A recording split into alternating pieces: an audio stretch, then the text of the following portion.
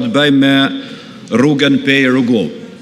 Një prej segmenteve më të frekuentuara cila është në Kosovë, edhe cila në vazhdimsi po përballet me rrezik serioz edhe për shkak të rrëshqitjes së dheut, gurve të mbledh, por edhe të dëmtimit ekstrem të asaj rruge.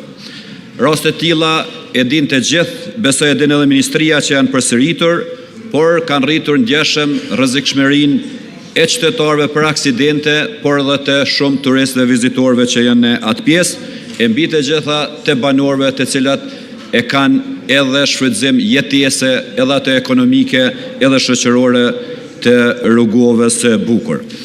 Unë edhe sot po e shtroj në prezencë të ministrit, duke kërkuar hapa konkret apo masa të cilat duhet merren nga Ministria e Infrastrukturës dhe mos të përballemi vetëm kur kemi fatkeqësi ose fatalitete ose aksidente të cilat po marrin jetë në rrugët e Kosovës.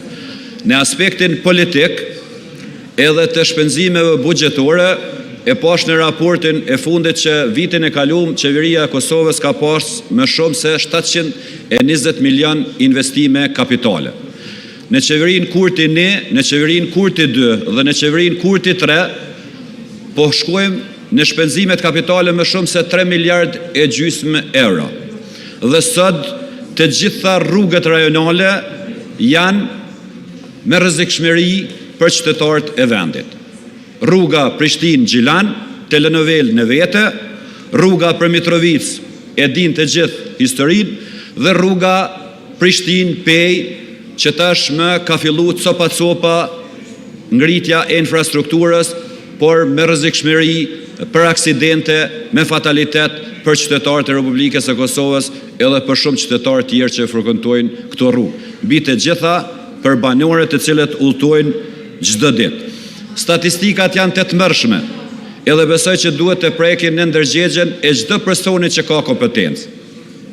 Më shumë se 100 raste me fatalitet përfundojnë me humbje jete brenda vitit në Republikën e Kosovës.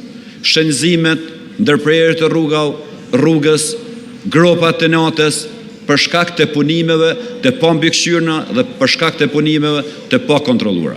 Ju lutem ministër, na paraqitni një ekspoze, kur do që t'i i gatshëm, për gjitha këto kërkesa apo për gjitha këto shqetësime që nuk